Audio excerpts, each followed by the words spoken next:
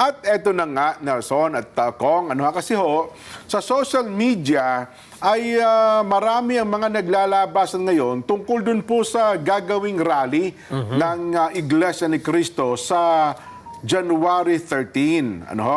Gaya po ng inyong narinig, sapagkat ito, Kong at Nelson, ay gaya din po ng inyong alam, sinerkular na po sa lahat ng mga kapilya, sa lahat ng pagsamba, dito pong Miyerkules at Huwebes.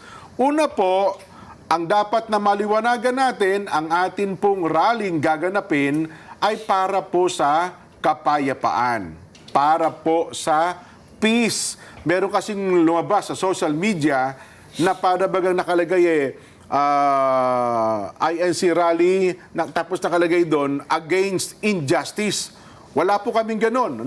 Hindi po totoo yun. Wala pong ganong usapin ukol sa rally ng Iglesia ni Cristo.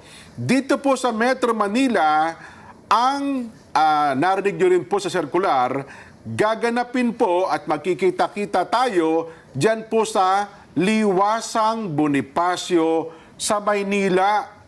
Liwasang Bonifacio sa Maynila. Meron kasing iba kong mukhang nililigaw yung ating mga kapatid. Kaysa sa ganito, kaysa sa ganyan. Wag po. Magbatay po kayo doon sa narinig po yung circular. At pangalawa, dito po sa palatuntunang saganang mamamayan. Wag ho kasi kayong...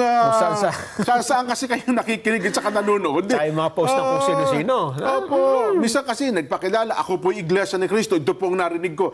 And ako pinakamabuti wag na kayong makipagtalo doon. Kasi tayo mismo sa atin na magkakapatid, nagkakaintindihan tayo Salita at lingwahe pa lamang po natin, nagkakaintindihan na po tayo wag na rin kayo makipagtalo kasi kapag nakipagtalo pa po kayo, hahaba ang thread, kung sino-sino na sumasangkot ng usapan, ang totoo, meron dyan na talaga, ang iba, binamali para magkaroon po ng maraming engagement. At kada engagement, alam nyo na, ang kapalit po nun ay pagkita ng may-ari ng account. Di ba, Nelson? Yun po siguro dapat ating tandaan. Mag-focus po kayo sa narinig po nyo sa circular at dito po sa palatuntunang saganang mamamayan. Ayan. Yung mga kapatid na iba para bagang minsan kino-question pa kami ni Nelson sana po maintindihan ninyo yung ibig namin sabihin. Kung ipinahayag na sa mga pagtitipon, di alam na. Yun na nga po, Kong. Ang bilin niya sa kagabi, gaya din po ng inyong alam. Baka mga nagtatanong, hindi naman kapatid.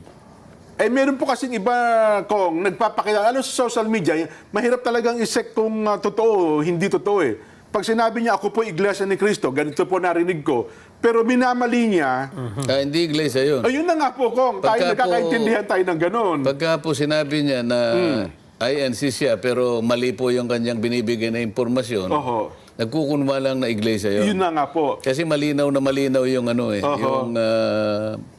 yung impormasyon na ibinigay. Yes po. Ang iba nga lang kasi Kong, na hindi naman iglesia, akala, totoo tuloy yung sinabi nung ganong mga impormasyon na di umano ay nagpakilala sa iglesia. So inulit ko po dito po sa Metro Manila, kasi iba't ibang lugar, iba't iba pong rehiyon, ay meron po silang mga vantage point kung saan sila makikita-kita. Dito po sa Metro Manila, gaya po ng inyong narinig, Liwasang Bonifacio sa Maynila. Ang atin pong rally ay kapayapaan po ang layunin. Hindi po sa kung ano pa man. Inuulit natin. Yan po yung paglilinaw na dapat po ninyong matandaan. Tsaka hindi kilos protesta, no? Wala tayong ipinoprotesta. Wala po. Kasi iba, pinapakahulugan ko na rally, kilos protesta. Hindi po, ang rally po, hindi isang uloy ng kilos protesta. Wala ho kami kinikilos protesta dito. Kundi pagkilos lang. Wala na yung protesta. Yun Ito isang pagkilos. Yan. Di ba? Para sa kapayapaan po. Para sa kapayapaan. Ayun. Opo. Hindi rin po, may naglabas din ata ng July, parang January 14. Iniiba rin yung petsa Kong May mga nagtatanong, ano pa talaga? Nag-iba pa petsa? Hindi po. January 13 po. Kung may tanong kayo, huwag kasi kayo magtanong sa social media. Pinakamabuti po, bilang mga kapatid, tanungin niyo po yung mga nangangasiwa sa inyong mga lokal. Alam niyo naman po yan, ang ibig namin sabihin, ano, para hindi po kayo maligaw.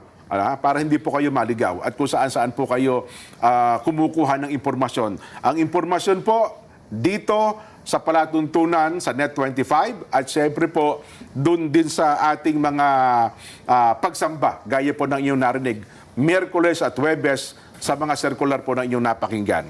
Yan. Sana malinaw yan, Kong, sa ating mga kababayan.